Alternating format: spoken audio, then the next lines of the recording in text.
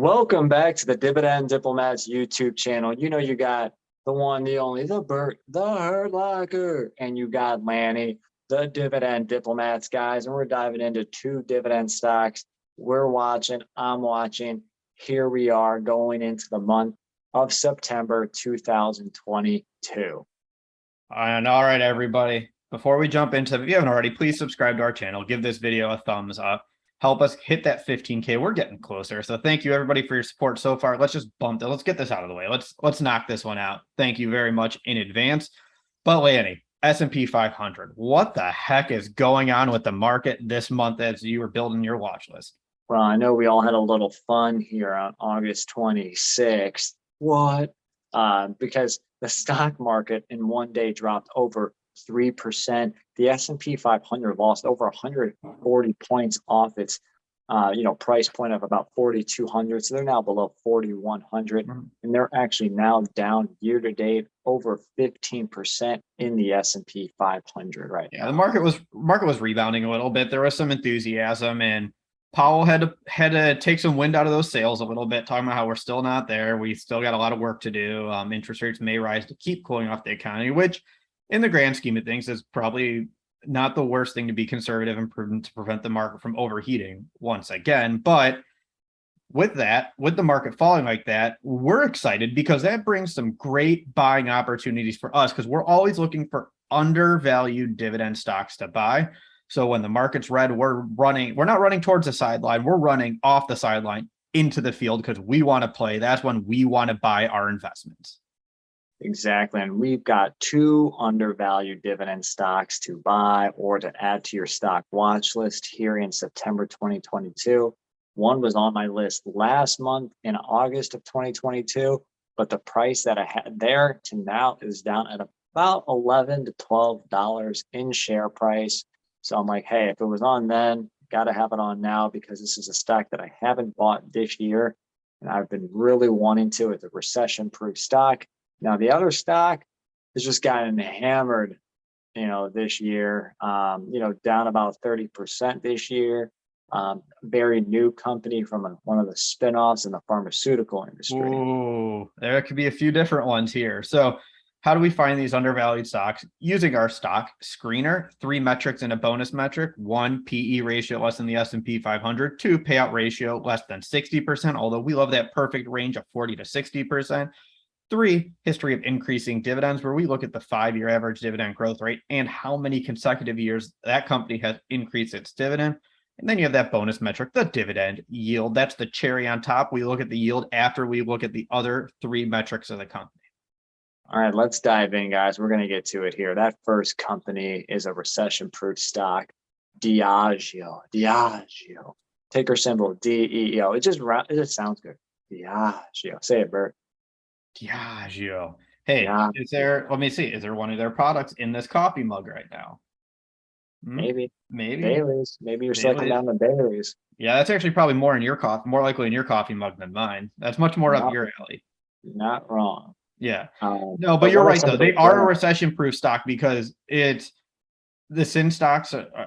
People aren't just going to stop buying their products. They might buy less, but still people are going to buy their alcohol. They're going to buy some of their extra products, good times or bad. So when it gets tough, people flock to these stocks because they're safe and they're still generating the cash flows because people are still continuing to consume. Yeah, you've got Captain Morgan, Ciroc, Guinness, Crown Royal, Johnny Walker, just to name a few. Bert's favorite Kettle One vodka that he just pours in his cereal bowl. It was more of a Kamchatka in college, but that's a different story. Exactly. But guys, the reason why they're back on the list is because last month they were at $190, but now, especially after August 26th, they're down to $179.58. So they're down almost $11 since the last time, I was looking at them. And man, let's look at these dividend stock metrics on Diageo, Bert. So that first metric, that price to earnings, very hard to gauge. Again, it's an international based company, but earnings are expected to be about $8.15. So you look at the share price of $179.58, they're still pretty expensive. They're still at around 22 times earnings right now. So before we pass judgment, let's see how the rest of the metrics play out here. Let's look at that payout ratio. they're fun in the sense that they only pay a dividend twice per year. They have a smaller payment in April, and then they have the larger one towards the very end of the year. So that being said, we're gonna peg their dividend at about $4.077 shares. So it's a dividend payout ratio is about 50%. And that's the target of what management tells you. Management says we're going to pay about 50% of the dividend. So it's right in line there, which is right in the middle of our perfect payout ratio. Freaking love it. Yep, not mad about that, guys. And the dividend growth, we'll throw up the chart again on the dividend growth. It stays modest, but slightly up over a long period of time. It really depends a lot too on the exchange rate as well. But overall, a solid dividend, slightly growing. Yeah. So let's look at the yield then. Their yield, when we did your video last time, Laney, the yield was 2.1%, 1.5%. With the price coming down over $10 per share, like you mentioned, the yield is now up to 2.28%. So it's got a nice premium compared to the S&P 500. Hey, yo. Hey, so guys, Diageo, just a quick summary here. Price to earnings of about 22, higher than the S&P 500. Payout ratio about 50%. Dividend growth trending up. Dividend yield over now 2.25 at about 2.28%. And bro, what would be your price point here on Diageo? 100. No, I'm kidding. I think yield, if the yield hits around 2.5%, I think that would be something where I would become very interested in just adding to my position here. And what about you? If they break 175, I think I'm there. I'd like to buy another share at 175. And come on. Put the limit order in. Let's go. Yeah. Just do it. Now let's dive into dividends. Do it. Hey, you do it. All right. Dividend stock number 2 here, the second and last stock that we're looking here. Guys, don't hate us. We're talking about VTRS again. Ticker symbol VTRS. Wait a second. Are there people out there that hate us? Are there people out there that hate us? Let us know in the comments. Yeah. Do you hate the diplomats, guys? Bring it on. Just bring it. So, guys, VTRS, though, spinoff from Pfizer, towards the end of the pandemic 2020 year. And they actually were riding up pretty strong earlier this year at almost $16 a share. Yeah, they were, things were great for VTRS. Yeah, performance actually is still looking really good if you look at the second quarter earnings release. Company might have been taking one of those Viagra pills that they were talking about. They were popping the Viagra pills, definitely looking solid and ready.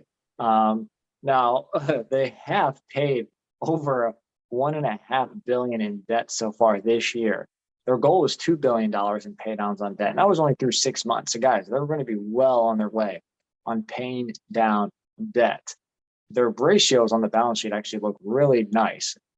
Decent cash position, current and quick ratio are both over 1 time. So from a balance sheet standpoint, that would be my concern post a spinoff like this. So everything is looking incrementally better. Yeah. And don't forget, they do have that strong brand portfolio there. They have Viagra, Lipitor, Xanax, and a few other of the strong brands. That's really what Pfizer did. They just gave them all. So here we go. Something very similar that GlaxoSmithKline did. So cash flows are going to be pretty solid to help support that strong balance sheet and paying down the debt, because these aren't weak brands. These are some strong cash cows for the company. All right, now let's look at the Dividend Diplomat stock metrics on VTRS, VTRS. Their analysts are expecting a whopping $3.39 in earnings. I don't even want to talk about the price to earnings ratio because it still doesn't make sense, because that's a less than 3 times earnings. Okay, payout ratio. Their quarterly dividends 12 cents per share after they had that dividend increase earlier in the year. Let's not forget about that. This is such a low payout ratio. 15% when you divide that by earnings. And again, if you even have the earnings expectations, you're still at below 40% payout ratio. If you just a third their expected earnings, you're still looking very safe, very solid on the dividend front. Plenty of room to grow.